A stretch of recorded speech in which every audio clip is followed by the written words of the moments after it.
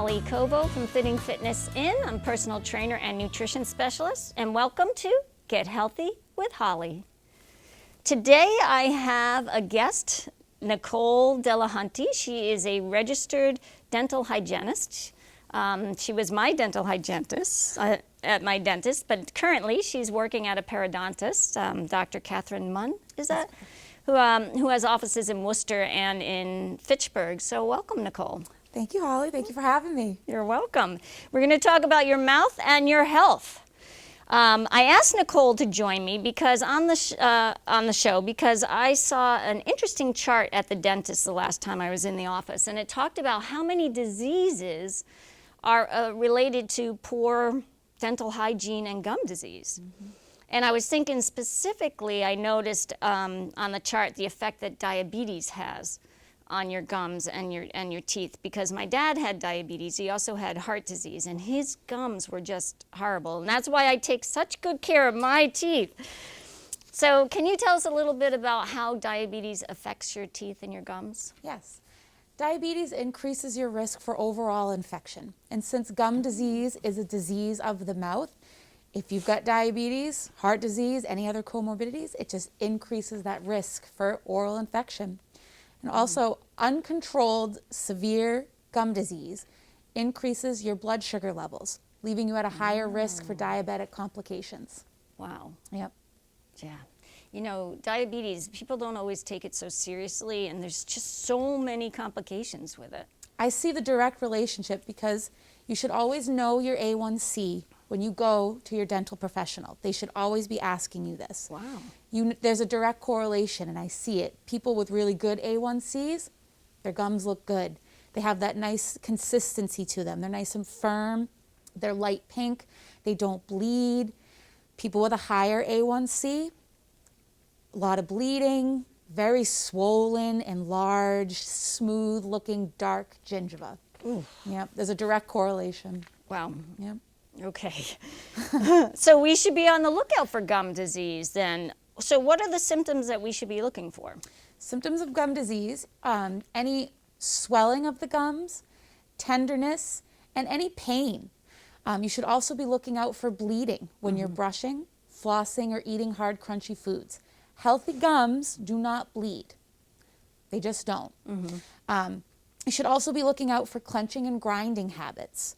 You should also be looking out for any sudden loose or shifting of your teeth. That's an indicator of gum disease. And also persistent halitosis, which is just a fancy term for bad breath. If your spouse or a coworker or a friend is, coming up to you really seriously, like this is bad, that's an indicator for gum disease. I guess that's one good thing of these masks, huh? Oh, yes. yes. Oh, my goodness. You can brush your teeth too hard, because I remember getting yelled at that I was brushing too hard, and I started using the Braun little circular toothbrush, electric toothbrush, and that made a huge difference. Yep. So it wasn't my gums weren't bleeding. No. Recession is loss of attachment of the gums and of the bone. The gum covers the bone, so if you've got recession, there's things that are being worn away. And aggressive brushing, especially the use of the hard bristled toothbrushes, can really do damage to your mouth. Why do they even have hard bristled toothbrushes? There is a movement. They are being done away with. Every time I go shopping, I look to see if they're even being sold. So your main stores, your Targets, your Walmarts, your pharmacies, I don't see hard bristles anymore. I only see soft and extra soft.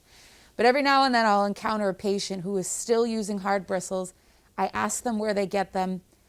I don't know if it's just a stockpile from a long time ago, but I try to tell everybody to not use those. You do not need hard bristles. It's not necessary. Yeah. Yep. Jeeps. All right, so what are some of the other risk factors of gum disease? Risk factors. So age. Over 70% of Americans age 65 plus have gum disease. Genetics. Clenching and grinding of the teeth is a big one. It's missed around people, but clenching grinding is huge. Which I'm sure is happening a lot right now with the pandemic. Oh, Holly, when we opened up post-pandemic, there was a lot of clenching, grinding, and poor home care due to stress and not leaving the house. So what's the point? But those first couple weeks, we were assessing for clenching and grinding, and night guards were being made left and right, all ages. And a lot of the younger population, with the kids being home, having to work, manage life. So there was a lot of night guards being made. Medications, antidepressants and certain heart medications will directly affect your gums. Other systemic conditions, your comorbidities, cardiovascular disease, diabetes, rheumatoid arthritis is a big one, poor nutrition and obesity, and also smoking and tobacco. Big, big, big indicators of gum disease if you smoke or use tobacco products. Wow. You know, some of the illegal drugs also affect your teeth in a big way, you know, like methadone, I can't even say it right. Crystal meth. Crystal meth. Very real pretty thing. much deteriorates your teeth, doesn't it? And that's due to the high heat of how the drug is ingested. Oh, okay. And also, your home care skills are weak. You're only fixated on getting high. Right. So all the nutrition aspect, the just general housekeeping of your body goes to the wayside. With meth mouth, not only do you see gum disease, but you see a higher risk of cavities. And it's the cavities that are along, when you think of a cavity, you think of a back tooth. For most people, it's mostly in the back, you don't see it. With certain drug behaviors, that high heat affects the front surface of your teeth. So if you're ever out and about and you see giant brown spots or holes or just rot, that's usually indicator of drug abuse. Oof. Yep. Okay. Wow. So here's one thing. I mean, you're pregnant right now. I am. Congratulations. Thank you. But if you're not eating enough calcium, that baby is going to suck that calcium right from your bones and your teeth, right? Yes, that's correct. So it's even more important to eat foods that have high in calcium, and we're going to talk about that in our kitchen segment. Yes. Yeah, so that's one of the other things, osteoporosis. Yes. So osteoporosis just lowers your density of bone throughout your whole body.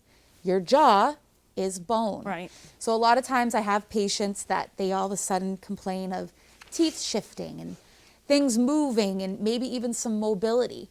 And then you look at their medical history and there it is, osteoporosis. The use of bisphosphonate drugs will definitely increase that kind of just bone loss. So with bone loss in the jaw, you're just at a higher risk to lose teeth. Yep.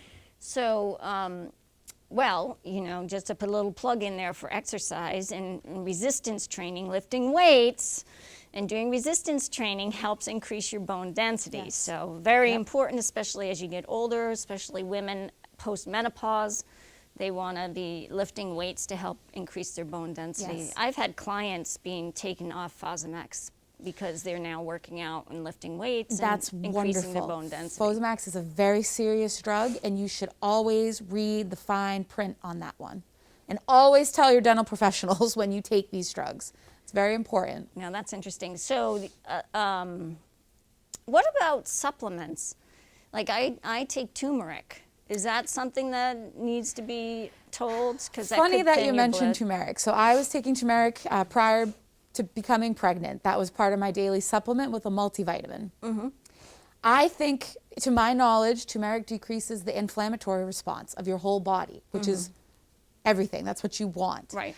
When I spoke to my OBGYN, he said, you know, just take your prenatal for now because your prenatal is covered. But if you do your research and you like what turmeric has to offer you, there's no harm in it. Okay. Well, that's good. Not a lot of medical evidence journals backing it, but if you're in the health and wellness sector and you research that and how it's an aruvaderic supplement that's been used for centuries, I mean, the proof is there. Right. And I love it. I can't wait to go back to using it. Yeah, I miss it. I use it. So one thing that you had mentioned was replacement, like knee replacements or hip replacements.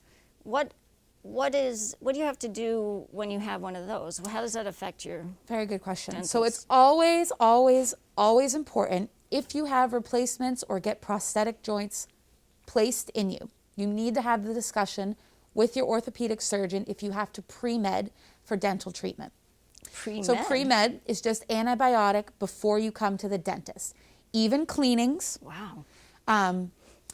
With the pre-med, it's really the invasive stuff. So if you're going to have your probing depths read, if anything is going subgingival with instrumentation, you want your pre-med. If it's x-rays, you're okay, but you always want that pre-med. According to the American Heart Association, they state you only need pre-med for 2 years post the surgery. However, every body is different. So it is imperative to get a note documenting that if you are after 2 years, you don't need it, or if you are pre-med for life. Wow. Your dental professionals will help you because we always want to know. We always review that and we halt if you are unsure. We can call that office, but it's always best to be your own advocate and have that knowledge and have that documentation before you come in. It just makes it easier. A lot of times if people don't pre-med, we will have to conclude the appointment and dismiss you and reschedule. Wow. Well, that's something to know because I'm probably got a knee replacement in my history, so just always bring that up. What do I do about my oral health and going to the dentist? Right. Yep. So now, what about teeth specifically? I mean, we have things that we want to do for our gums. What do we want to do specifically for our teeth, other than brushing and flossing? Yes. So the big thing with teeth I see and systemic disease is a lot of the medications that we take have oral health side effects, which is dry mouth. So if you don't have the saliva in there washing away the bacteria in between brushing, flossing, drinking, it's dry in there. So that increases your chance to get cavities. Because you can grow in between the morning brush and the bedtime brush. So if you don't have that washing away, it's just a higher risk for cavities. And cavities, if you don't do anything about them or you're a patient who refuses x-rays a lot, we don't catch them. And then all of a sudden it blows up. Something small that could have been managed maybe even just with fluoride, a prescription fluoride toothpaste, a small filling blows up into a root canal. Yeah. And I find with my older patients, the loss of health insurance, that goes hand in hand. So they end up extracting teeth. And I always caution you against extracting teeth. You cannot get them back. I know. Unless you do an implant, which is very expensive, costly. But it's an amazing procedure. Right. Yeah. Wow. Yes. So, well, drinking water is good for the health anyway, and especially for my active agers, which other people call seniors. I call them active agers.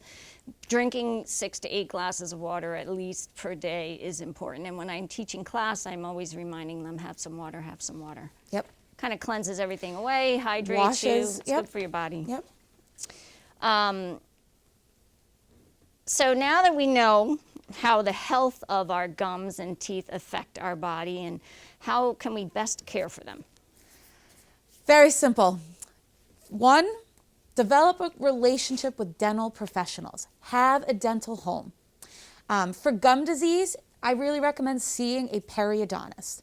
Periodontist is just a fancy term for the gum doctor.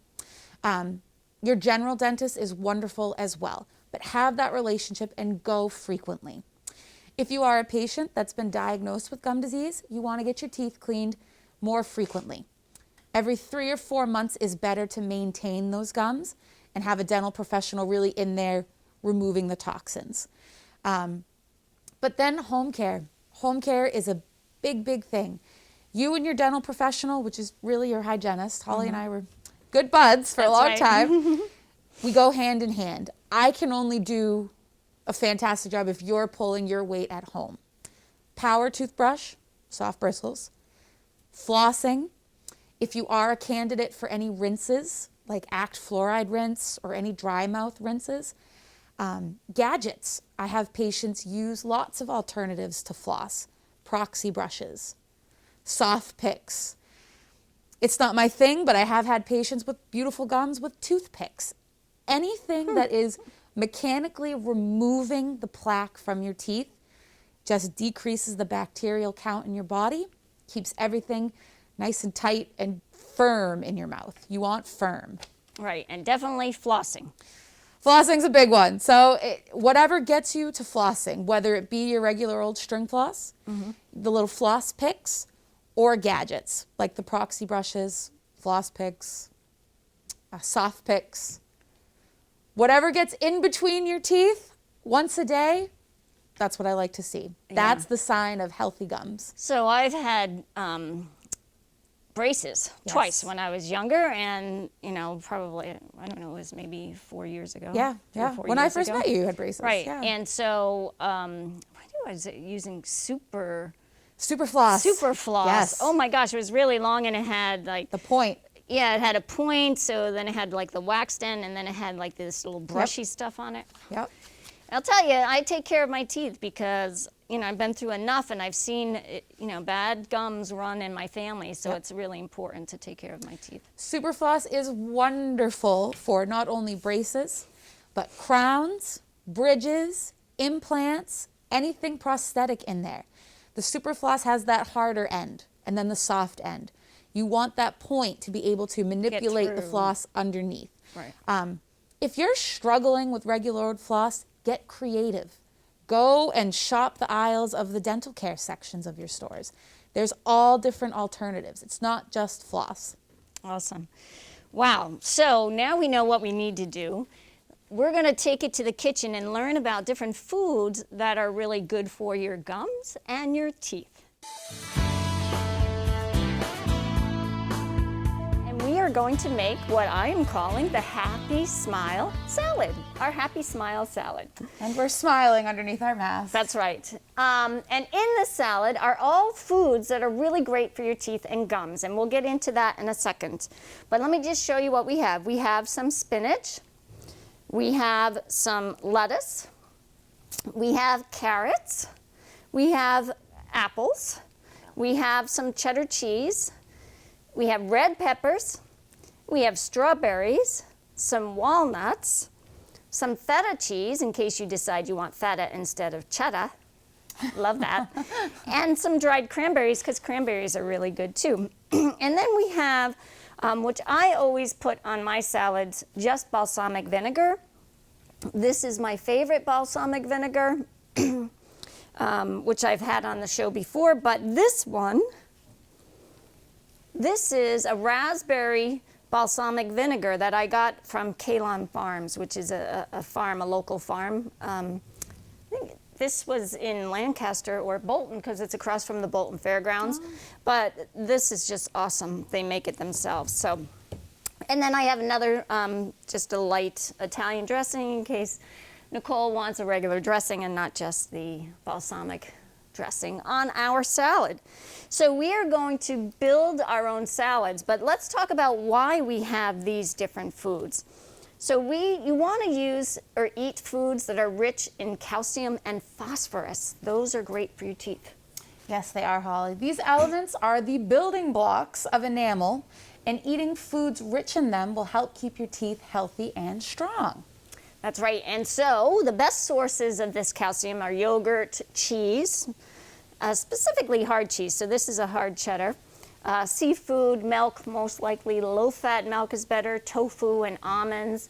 And then foods that are rich in best sources for phosphorus are pumpkin seeds, fish, Brazil nuts, red meat, eggs, tofu, broth. Those are all good for your teeth as well. And you want to eat foods that are firm and crunchy and that are high in water. Why do we want to do that? Firm and crunchy will help remove anything off the teeth and also just keep things firm and mobile. If you're not using your teeth and your jaw and your gums, then what's the point? So you want these hard, crunchy foods to stimulate, but also it washes away any carbs or sugar. It kind of scrubs them a little bit. Them. A little scrub-dub-dub. So, and the other thing with crunchy foods, just a little Holly's helpful hint, is it helps reduce your stress because when you're crunching and crunching down, that pressure on your jaw releases stress. So that's another good reason why. And what are the crunchy foods? Well, today we have apples, we have carrots, Celery is also a crunchy food. Cucumbers is a crunchy food. Nuts are crunchy foods. You also want to have foods that are rich in vitamin D.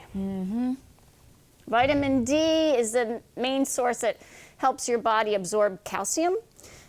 So yeah, the best source of vitamin D is the sun, but we can't really eat the sunlight. So we're going to stick with the other best sources, which are fish, eggs, egg yolks. And then you also want some foods that are rich in vitamin C. And why do we want vitamin C? Vitamin C is powerful. It can strengthen the blood vessels, reduce inflammation, which is the key in reducing gum disease. And vitamin C is awesome. And what do we have here that's high in vitamin C? Red bell peppers. Oranges are high in vitamin C. Strawberries are high in vitamin C. Broccoli, kale, kiwi.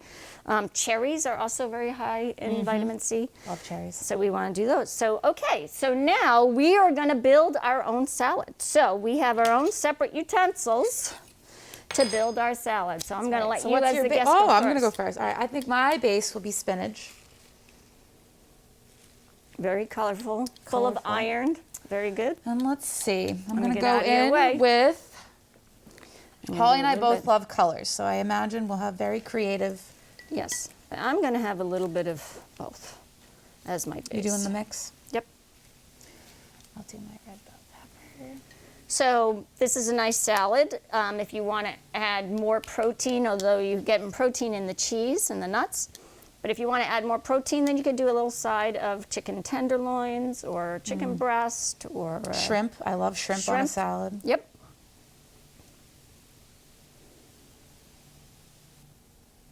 I don't know how. I think I'm going to do both cheeses. There you go. Well, I just couldn't resist the feta because I just thought it would go so good with the strawberries and the cranberries and everything. And this feta that we have right now is a fresh Bulgarian feta. I got the big block and I just kind of shaved some off. It's very interesting. It has a little bit of a lemon taste to it. I'm interested. All right, so let me go with this. Some apples, some carrots. Color, everybody, color. Some red peppers. Eat your rainbow. Some strawberries. There we go. Dried cranberries. Cranberries very good for your teeth. I'm going to go with cheddar. Well, that is beautiful. Because I like that color. And some walnuts. So these nuts are walnuts. You want to chop them up so that they're not too big because you don't want, as you get older and your teeth get more frail or you may have some dental work, you don't want to be cracking your teeth. No, you don't. No. So today I'll have this one because this is my favorite anyway. And we discovered this when we did a tour. My husband and I, a couple of years ago for our anniversary, went to Providence, Rhode Island, and we did a tour of Federal Hill. It was a food tour. Oh, yes. A walking food tour. And we tasted balsamic vinegars, and we tasted, bring your plate over here, and we tasted olive oils, and we learned a lot. So it was great. And now you can see our lovely salads, very colorful salads. Maybe Nicole's is a little bigger than mine. Eating for two. That's right, she is eating for two. But these salads are not only healthy for your body, but also healthy for your mouth. So I'll have the recipe for the salad on my website, fittingfitnessin.com. And I'd like to thank you, Nicole, for being my guest today. Thank you so much, Holly. It was my pleasure. And it was a lot of fun. I appreciate it. And I'm hoping that my audience has learned something about dental care, taking care of your mouth, and how it affects the rest of your body and diseases. So I'd like to thank you for joining us today, and I'll see you next time on Get Healthy with Holly.